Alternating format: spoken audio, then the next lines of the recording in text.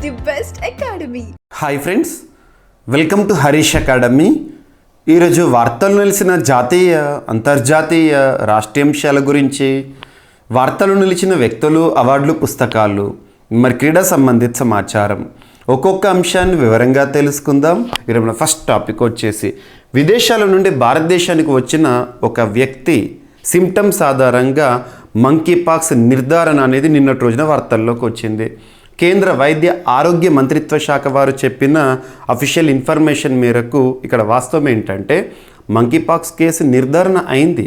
కాకపోతే ఏంటంటే ప్రస్తుతం ప్రపంచం మొత్తాన్ని కూడా కలవర పెడుతున్న రీసెంట్గా WHO వరల్డ్ హెల్త్ ఆర్గనైజేషన్ వారు ప్రపంచ దేశాలను అప్రమత్తం చేయడానికి ప్రయత్నిస్తున్న ఆ మంకీ పాక్స్లో క్లాడ్ 1 ఏదైతే ఉంటుందో దానికి సంబంధించిన సిమ్టమ్స్, దానికి సంబంధించిన నిర్ధారణ కాదు ఇది క్లాడ్ 2B అని చెప్పేసి నిన్నటి రోజున వైద్య ఆరోగ్య మంత్రిత్వ శాఖ వారు చెప్పిన అంశము.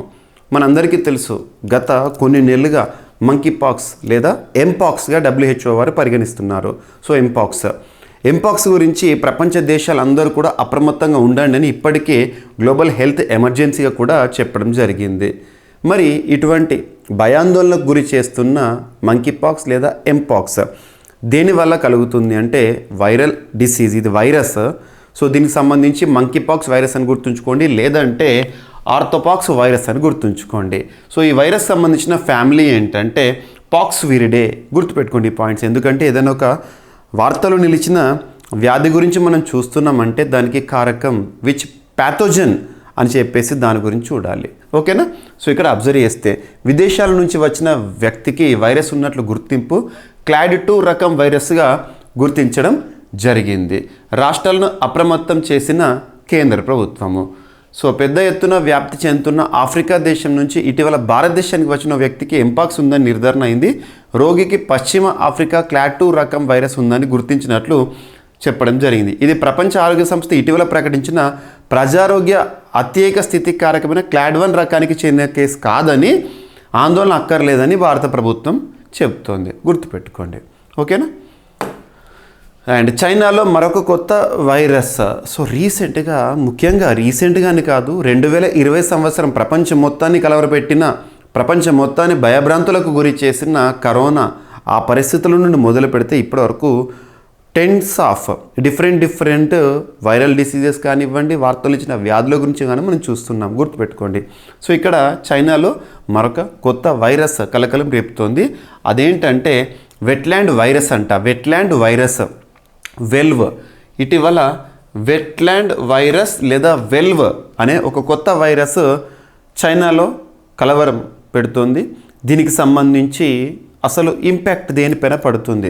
సో మెదడు సంబంధిత వ్యాధులను కలుగజేసే మరో కొత్త వైరస్ చైనాలో వెలుగు చూడడం జరిగింది. గుర్తుపెట్టుకోండి. అండ్ రీసెంట్గా వార్తలు నిలుస్తున్న స్పీసీస్ కానీ, ఆ స్పీసీస్ ఏంటి? జంతువులకు సంబంధించి కానివ్వండి, వృక్షాలకు సంబంధించి కానివ్వండి, కీటకాలకు సంబంధించి కానివ్వండి, ఖచ్చితంగా చూడాలి. న్యూ స్పీసీస్ ఇన్ న్యూస్ అని చెప్పేసి మీకు తరచూ చెప్తున్నాను. సో ఇక్కడ అబ్జర్వ్ చేస్తే new ginger species dancing. So new ginger species అనేది వార్తల్లోకి వచ్చింది. సో ఇక్కడ 3 స్పీసీస్ వార్తల్లోకి వచ్చినాయి. మిజోరాం, మేఘాలయ రాష్ట్రాల్లో వాటి యొక్క ఆనవాళ్ళను కనుగొనడం జరిగింది. ఎవరు కనుగొన్నారంటే Indian Institute of Science Education and Research Bhopal శాస్త్రవేత్తలు, IISER శాస్త్రవేత్తలు రీసెంట్గా మిజోరాం, మేఘాలయలో చేసిన పరిశోధనల మేరకు వార్తలు నిలిచిన కొత్త మొక్క జాతులు అని చెప్పొచ్చు, న్యూ జింజర్ స్పీసీస్. సో ఇక్కడ వాటి యొక్క సైంటిఫిక్ నేమ్ అనేది ఇంపార్టెంట్ కదా. సో గ్లాబా యాడావియానా మిజోరంలో కనుగొనడం జరిగింది దీన్ని. అండ్ గ్లాబా టిర్నాయెన్సిస్ దీన్ని మేఘాలయలో కనుక్కున్నారు. అండ్ గ్లాబా జానకియే దీన్ని కూడా మేఘాలయలో కనుగొనడం జరిగింది. 2 స్పీసీస్ ఏమో మేఘాలయలో, ఒకటేమో మిజోరంలో. అండ్ నెక్స్ట్ కుర్కుమా, మనం ఏమంటాం టర్మరిక్ అంటాం కదా, టర్మరిక్ స్పీసీస్ కొత్త వంగడం లేదా కొత్త జాతి ఇటీవల కనుగొనడం జరిగింది. ఎక్కడ అంటే నాగాలాండ్ రాష్ట్రంలో శాస్త్రవేత్తలు కనుగొన్నారు న్యూ టర్మరిక్ కజిన్. సో కొత్త టర్మరిక్ స్పీసీస్ అని గుర్తుంచుకోండి. టర్మరిక్ అంటే పసుపు అంటాం కదా, మనం కుర్కుమా లాంగా అని చెప్పేసి చిన్నప్పటి నుంచి చదువుతూ ఉంటాం. సో అందులో కుర్కుమా ఉంగ్మెన్సిస్ అనేది రీసెంట్గా వార్తల్లోకి వచ్చింది. అది ఏంటంటే న్యూ టర్మరిక్ కజిన్ లేదా స్పీసీస్ అని గుర్తుంచుకోండి. అండ్ పార్టీ ఫిరాయించిన ఎమ్మెల్యేల అంశం విషయంలో తెలంగాణ రాష్ట్ర హైకోర్టు ఇచ్చిన సంచలన తీర్పు. యాక్చువల్గా తీర్పు ఇంకా ఫైనల్ వర్డిక్ట్ రాలేదు. సో ఒక రకంగా చెప్పాలంటే స్పీకర్కి నిర్ణయం తీసుకోండి అని చెప్పేసి ఆదేశాలు ఇవ్వడం జరిగింది. ఇక్కడ అబ్జర్వ్ చేస్తే మనందరికీ తెలుసు, దేశంలోనే అత్యున్నత చట్టమైన రాజ్యాంగంలో 10th షెడ్యూల్ 10వ షెడ్యూల్ పార్టీ ఫిరాయింపుల గురించి నిషేధించడం, దానికి సంబంధించిన అంశాలను చెప్తుంది. రాజ్యాంగం అమల్లోకి వచ్చినప్పుడు 26th Jan 1950 అప్పుడు రాజ్యాంగంలో 8 షెడ్యూళ్ళు ఉండే. తర్వాత కాలానుగుణంగా అవసరాల రీత్యా షెడ్యూల్ను జోడించడం జరుగుతుంది రాజ్యాంగ సవరణ ద్వారా. మరి 10th schedule 52nd constitutional amendment 1985, party ఫిరాయింపుల నిషేధ చట్టం 1985. ఎన్నికల్లో గెలుపొందిన ఒక అభ్యర్థి ఒక పార్టీ నుండి మరొక పార్టీకి మారడం అన్నట్టు గుర్తుంచుకోండి. సో ఇక్కడ అబ్జర్వ్ చేస్తే దీన్ని హార్స్ ట్రేడింగ్గా మనం చెప్తూ ఉంటాం. హార్స్ ట్రేడింగ్ ఇందులో రకాలు చూస్తే carpet crossing and floor crossing. Carpet crossing అంటే ఏంటంటే గెలిచిన అభ్యర్థి అధికార పక్షం నుండి ప్రతిపక్షం లేదా ఇతర పార్టీలకు మారడం. ఫ్లోర్ క్రాసింగ్ అంటే ఇతర పక్షాల నుండి ప్రభుత్వ పార్టీలోకి మారడము. సో ఇవన్నీ కూడా మనకు తెలిసిన విషయాలు. బేసిక్గా మనము 10th షెడ్యూల్ గురించి నేర్చుకున్నప్పుడు చెప్తాము. అండ్ రాజీవ్ గాంధీ గారి ప్రభుత్వం ఉన్నప్పుడు 1985లో ఈ షెడ్యూల్ రావడము, పార్టీ ఫిరాయింపులను నిషేధించడం అనే ఒక చట్టం రావడం, ఇవన్నీ కూడా చూస్తున్నాము. మీకు రవినాయక్ కేసు కూడా పార్టీ ఫిరాయింపులకు సంబంధించి చాలా ఫేమస్ కేసు. సో రీసెంట్గా తెలంగాణ రాష్ట్రంలో అధికార పార్టీకి ఒక పార్టీ నుండి మారడం జరిగింది. సో వారిని ఉద్దేశిస్తూ రీసెంట్గా తెలంగాణ రాష్ట్ర హైకోర్టు ఏం చెప్పిందంటే స్పీకర్ గారికి చెప్పింది, సో అతి త్వరలో వాళ్ళపైన నిర్ణయం, అనర్హత వేటు కానీ నిర్ణయం తీసుకోకపోతే మేము ఇన్వాల్వ్ అవుతామని చెప్పేసి. పార్టీ ఫిరాయించిన నేతలపైన అనర్హత వేటు వేసే అధికారం సభాధ్యక్షుడికి ఉంటుంది, గుర్తుంచుకోండి. సో ఇక్కడ అబ్జర్వ్ చేస్తే పార్టీ ఫిరాయించిన ఎమ్మెల్యేల అనర్హతపై తెలంగాణ హైకోర్టు తీర్పు ఇచ్చింది. 4 వారాల్లో నిర్ణయం తీసుకోవాలని స్పీకర్ కార్యాలయానికి ఆదేశాలు కూడా జారీ చేసింది. అప్పట్లోగా నిర్ణయం తీసుకోకపోతే సుమోటాగా కేసు విచారిస్తామని చెప్పింది. సుమోటా అంటే సెల్ఫ్గా. ఓ కేసులో కస్టడీలో ఉంటూ వేరో కేసులో ముందస్తు బెయిల్ కోరొచ్చంట. ఒక కేసులో కస్టడీ ఉంటూ వేరో కేసులో ముందస్తు బెయిల్ కోరే హక్కు ఉంటుంది అని చెప్పేసి రీసెంట్గా దేశంలో అత్యున్నత న్యాయస్థానమైన సుప్రీంకోర్టు చెప్పింది. ఓ కేసులో కస్టడీ అంటే రిమాండ్ జైల్లో ఉంటూ ఉన్న నిందితుడు వేరొక కేసులో ముందస్తు బెయిల్ను కోరవచ్చని సుప్రీంకోర్టు సోమవారం రోజున తెలిపింది. ఆ రెండో కేసులో అరెస్ట్ కానంత వరకు ఆయనకు ఆ హక్కు ఉంటుందని చెప్పింది. ఇటువంటి ముందస్తు బెయిల్ దరఖాస్తుపై తీర్పు చెప్పకుండా సెషన్స్ కోర్టు లేదా హైకోర్టులను నిషేధించి ప్రత్యక్ష లేదా పరోక్ష ఏదీ చట్టంలో లేదని వివరించడం జరిగింది. స్వేచ్ఛాయుతమైన ప్రజాస్వామిక దేశంలో వ్యక్తిగత స్వేచ్ఛ స్వాతంత్రాలకు గల ప్రాధాన్యాన్ని గుర్తించేందుకే సెక్షన్ 438ను సిఆర్పిసిలో చేర్చారని తెలిపారు, గుర్తుంచుకోండి. అండ్ అత్యాచార బాధిత బాలిక గర్భస్రావానికి హైకోర్టు అనుమతి ఇవ్వడం జరిగింది, ఢిల్లీ హైకోర్టు. ఇక్కడ అబ్జర్వ్ చేస్తే medical termination of pregnancy act 1971 గుర్తుంచుకోండి, రెగ్యులర్గా వార్తల్లోకి వస్తుంది. సో దానిలో భాగంగా అత్యాచారానికి గురైన 16 ఏళ్ల బాలిక గర్భస్రావానికి అంటే అబార్షన్ తీసుకోవడానికి ఢిల్లీ హైకోర్టు అనుమతి ఇచ్చింది. ఈ ఏడాది మార్చి నెలలో అత్యాచారానికి గురైన బాలిక 26 వారాల గర్భంతో ఉన్నట్లు ఆగస్టు 27న కనుగొన్నారు. బాలిక ఇంత చిన్న వయసులో బిడ్డకు జన్మనివ్వడం ఆమె శారీరక మానసిక ఆరోగ్యానికి హాని చేస్తుందని రీసెంట్గా సఫ్దర్జంగ్ ఆసుపత్రి వైద్య బోర్డు తెలిపింది. ఆ నివేదికను పురస్కరించుకొని బాలికకు వైద్యుల పర్యవేక్షణలో గర్భస్రావం జరగాలని హైకోర్టు ఆదేశించింది, గుర్తుపెట్టుకోండి. అండ్ భారత్ యూఏఈ సంబంధాలు ఖచ్చితంగా రానున్న పోటీ పరీక్షలో ఇండియా యూఏఈ రిలేషన్స్ పైన క్వశ్చన్స్ వస్తాయి. గత 2 ఏళ్లుగా తరచూ వార్తల్లోకి వస్తున్నాయి. చాలా ఒప్పందాలు కానివ్వండి మనం చూస్తున్నాము. సో ఇక్కడ నిన్నటి రోజున ఢిల్లీలోని హైదరాబాద్ హౌస్లో అబుదాబి యువరాజు జాయద్తో ప్రధాని మోదీ గారు భేటీ అవ్వడం జరిగింది ఢిల్లీలో. సో ఇక్కడ 4 కీలక ఒప్పందాలు మన దేశం భారతదేశం యూఏఈ మధ్య United Arab Emirates group of 7 Emirates అందులో ఒకటి అబుదాబి. అలా ఇంధన రంగంలో సహకారాన్ని విస్తరించుకునే దిశగా నిన్నటి రోజున సోమవారం 4 కీలక ఒప్పందాలు కుదిరినాయి. అన్ని రకాల వ్యూహాత్మక సంబంధాలపై దృష్టి సారిస్తూ అబుదాబి యువరాజు Sheikh Khalid bin Mohamed bin Zayed Al నహయాన్తో ప్రధాని మోదీ నిర్వహించిన చర్చల నేపథ్యంలో తాజా ఒడంబడికలు రూపుదాల్చాయి. అవేంటో చూడండి. Abu Dhabi national oil corporation, Indian oil corporation limited మధ్య దీర్ఘకాలిక LNG సరఫరా ఒడంబిక ఫస్ట్. నెక్స్ట్ వచ్చేసి ADNOC India strategic petroleum reserve limited మధ్య ఒప్పందము. నెక్స్ట్ బరఖ్ అణు విద్యుత్ కేంద్రం నిర్వహణపై Emirates nuclear energy company nuclear power corporation of India limited మధ్య అవగాహన ఒప్పందము. లాస్ట్ వచ్చేసి అబుదాబి ఆన్షోర్ బ్లాక్ 1కు ఉత్పత్తి రాయితీ కోసం ఉర్జా భారత్ అండ్ ADNOC మధ్య ఒప్పందము. ఇవే కాక భారత్లో ఆహార పార్కుల ఏర్పాటు కోసం గుజరాత్ ప్రభుత్వం అబుదాబి డెవలప్మెంట్ హోల్డింగ్ కంపెనీ మధ్య కుదిరిన ఒప్పందం గుర్తుపెట్టుకోండి.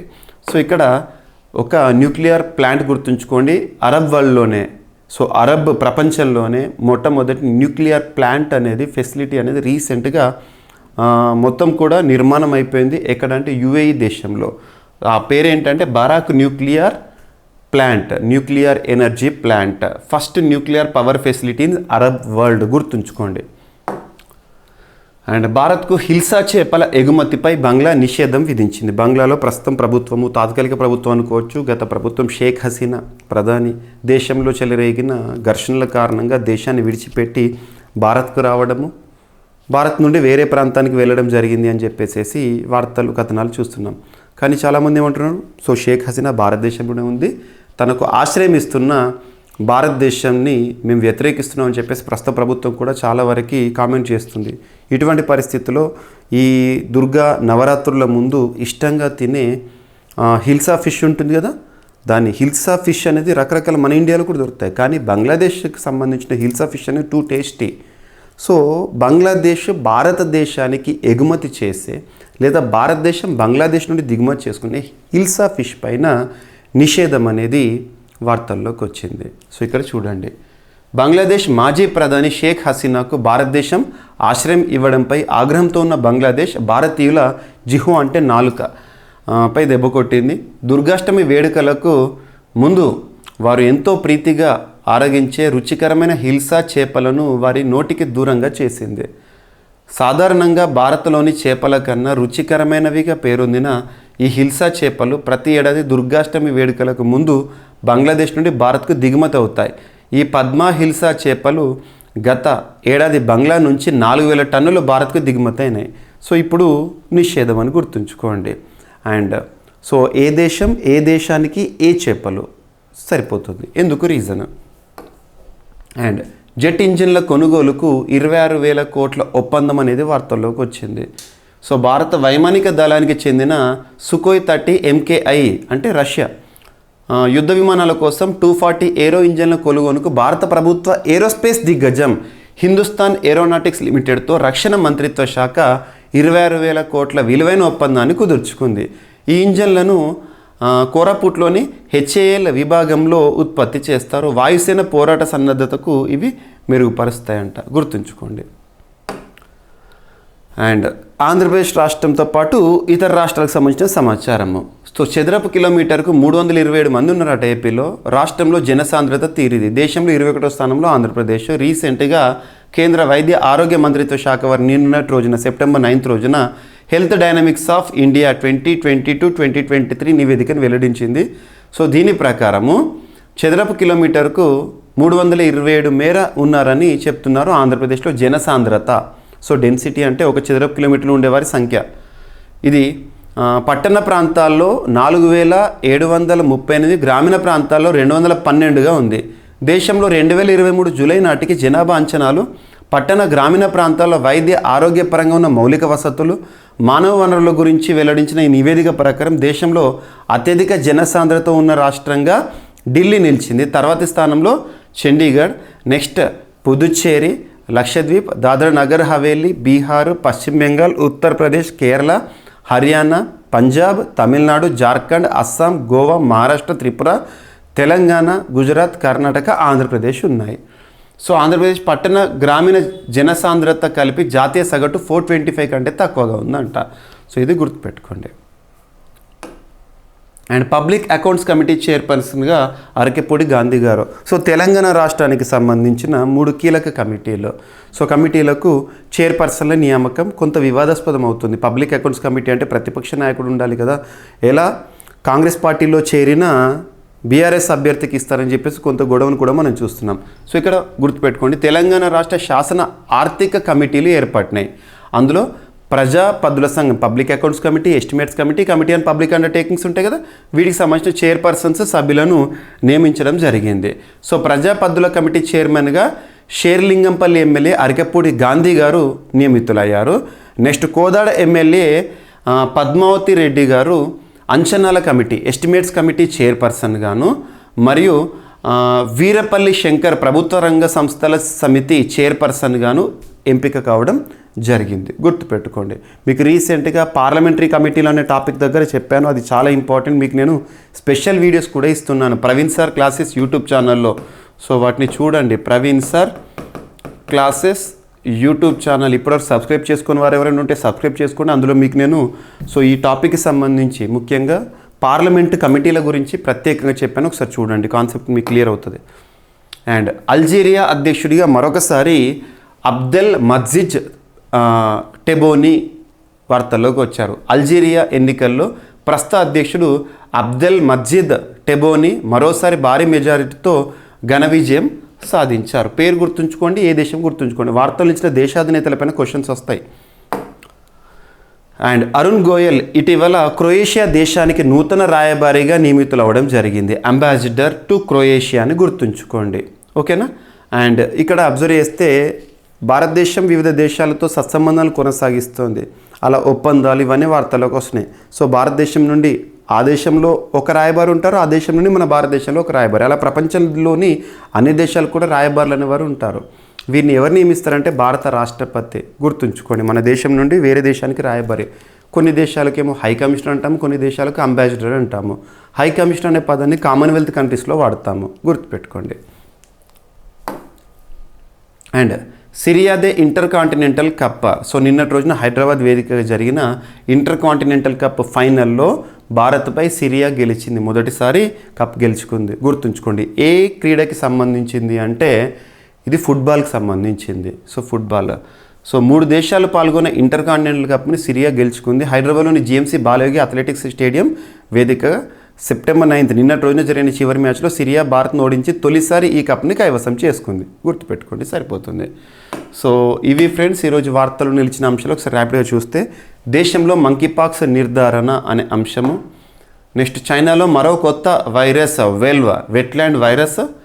అండ్ భారతదేశంలో న్యూ జింజర్ స్పీసీస్ గుర్తింపు మిజోరాం మేఘాలయలో. And new turmeric species. Next party ఫిరాయించిన ఎమ్మెల్యేల అంశం, హైకోర్టు కీలక తీర్పు.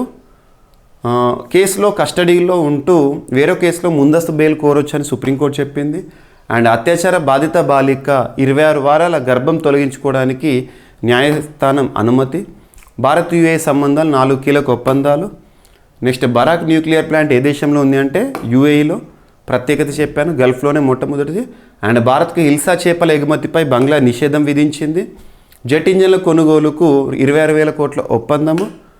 నెక్స్ట్ నిన్నటి రోజున వార్తలకు వచ్చిన హెల్త్ డైనమిక్స్ ఆఫ్ ఇండియా 2022-2023 నివేదిక. పబ్లిక్ అకౌంట్స్ కమిటీ మరియు estimates committee, committee on public undertakings Telangana రాష్ట్రానికి సంబంధించిన కమిటీలు. అండ్ అల్జీరియా అధ్యక్షుడిగా మరొకసారి అబ్దెల్ మజిద్ టెబోనీ. అండ్ క్రొయేషియా దేశానికి నూతన రాయబారిగా అరుణ్ గోయల్ గారు. మరియు హైదరాబాద్ వేదికగా నిన్నటి రోజున జరిగిన ఫైనల్లో ఇంటర్ కాంటినెంటల్ కప్ ఫుట్బాల్ టోర్నీలో ఫైనల్లో సిరియా చేతిలో భారత్ ఓటమి. ఇవి ఫ్రెండ్స్ ఈరోజు వార్తలు నిలిచిన అంశాలు. మిస్లేనియస్ అంశాలను మిగిలిపోతే రేపటి క్లాస్లో జోడించి మరొకసారి నేర్చుకుందాం. రేపు కలుద్దాం. Thank you.